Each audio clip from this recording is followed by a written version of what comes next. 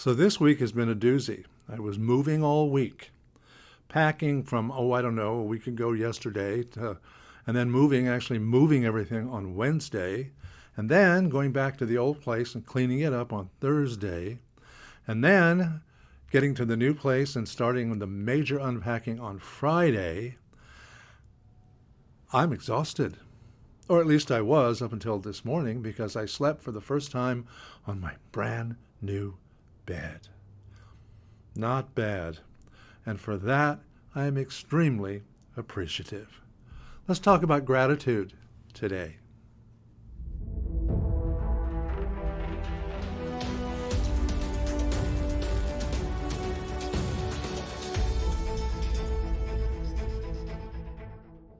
Good morning and welcome to Sunday Connection here at Unity Gresham. As I said in the intro, I have been moving over the last week and a half, packing, getting everything moved into the new place, unpacking, the whole 9 yards. And all of you who have ever moved, you know exactly what that entails, right? So I have been tired, but I bought a new mattress and it seems to be working. Last night was the first night that I got to bed at a relatively decent hour and slept really well. Really grateful for that. I want to talk about gratitude here a little bit. You know, gratitude is what we call the openly hidden secret to everything. No matter how much praying you do, affirming you do, visualizing you do, no matter what it is that you do, without gratitude, there's not a lot that can be accomplished. Here's the reason. Let me share this little quote with you. I got it here somewhere. This is from the old Lao Tzu, from Confucianism. He says, "When you realize there is nothing lacking, the whole world belongs to you." Okay? And then, this is something that every time I have seen it, it just says anonymous. So I'm going to take credit for it today. It says, "Be grateful for small mercies." What that means is, there's a lot of little stuff going around in our lives all the time that benefit us, that we never notice, that we rarely pay attention to, and they're going on around us all the time. Just little things like the air you're breathing is still keeping you alive. Okay? That the sunshine is there, even if it's cloudy. And if it's cloudy and raining, there's that. It's growing, you're helping to grow your plants and keeping the forest green and helping, like in states like Oregon, Washington, California, and Idaho, helping to put out the fires. Yeah, which, by the way, are still not quite out. So please hold all those people in your prayers and in your heart. But gratitude is a spiritual practice. It's not just a thank you. Okay, that's good. Thank you all the time. Thank you, thank you, thank you. That's a very, very good thing. But gratitude is a spiritual practice. Now, this week I've included as a bonus in this video a couple of handouts that are going to be really helpful for you to establish a habit of gratitude. Okay, a habit. The reason for that is we want to come into a frame of mind where we're grateful all the time, that we begin to see the positivity in everything, no matter how negative it appears.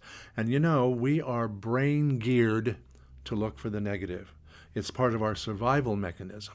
But we can turn that around and start choosing to see some kind of positive in every situation.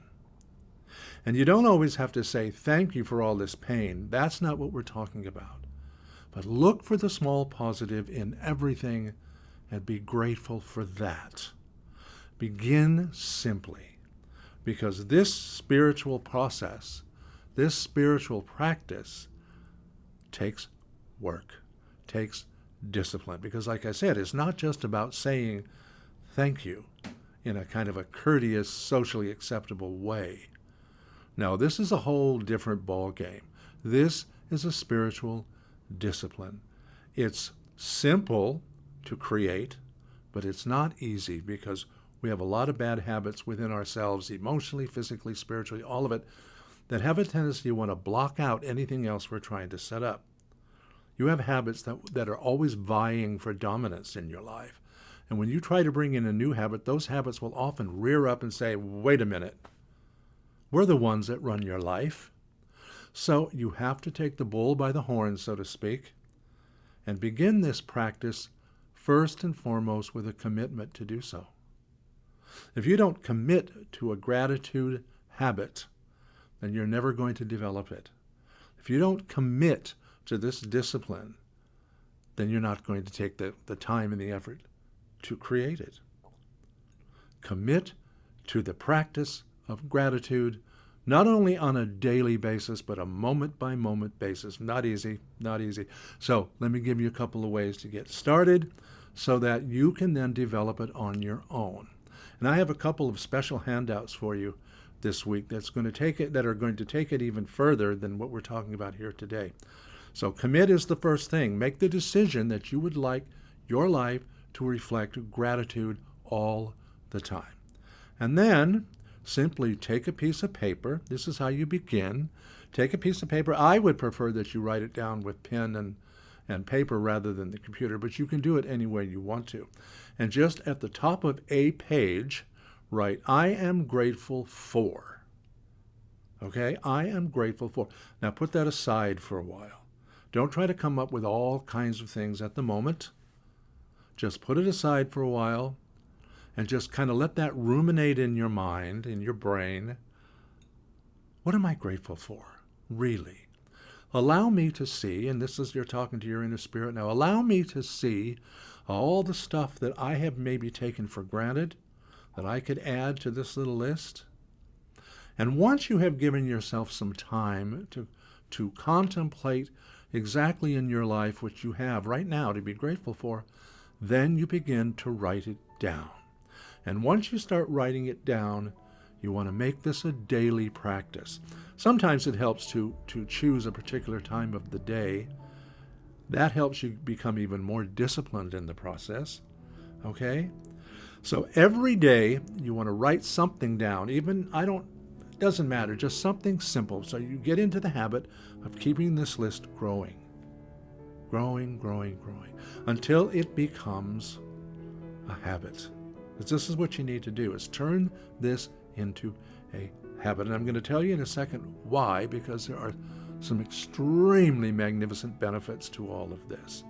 Okay, so you got that so far? Commit to it. Take a piece of paper and begin by writing, I am grateful for. And then after contemplating for a while, add a few things to the list. And don't let this get out of control. Because if all of a sudden you make it too serious, if you make it too rugged, you're not going to stick with it. So, for instance, I am grateful for my breath today because I woke up again alive. That's first and foremost the most important thing you can possibly be grateful for. But that's just one way to start this. Okay? Now, here's the interesting thing about gratitude. Meister Eckhart, who was a 13th or 14th Christian mystic, said, if the only prayer you ever utter is thank you, it will have been enough.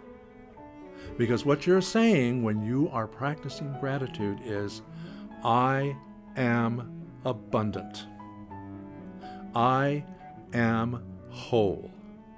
I do not want for anything, because I know that what I have right here, right now, serves me, and serves me well.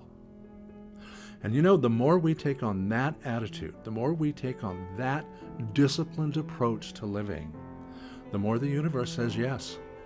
The more the universe says, yes, you are appreciative, let's bring more into your life. There's an old Arabic expression that says, trust Allah, or God, and tie up the camels. The universe is willing to do what needs to be done for you, but you need to do your part as well. And developing a habit of gratitude is one of the best parts you can possibly play in this. So, I want to ask you this week to start this process. I'm going to do a couple of messages here on gratitude over the next few weeks, just to get us all in preparation for Thanksgiving and Christmas and all that stuff, so that when all of this passes, including a November election, which we're all hoping will really have something to be grateful for, when all of this passes, pandemic notwithstanding, come January 1st, you will have developed the habit of being grateful for everything that comes into your life, looking for the positive in each aspect, Doesn't mean you have to be grateful for the cancer, but look for the positive aspects of what cancer may have done to change your life. If you watch any of the talk shows, very often people will come on there who have had cancer or have gone into remission who still have it. And they'll tell you, I never expected a disease like this to teach me so much about caring, about openness, about love. Look for that positive aspect in everything. And as you begin to do that, you begin to take on this mindset called grateful. And when you're grateful, the universe goes, yes. And your entire life will change for the better. And so it is. The light of God surrounds us. The love of God enfolds us. The power of God protects us. And the presence of God watches over us. Wherever we are, God is, and all is well. Namaste.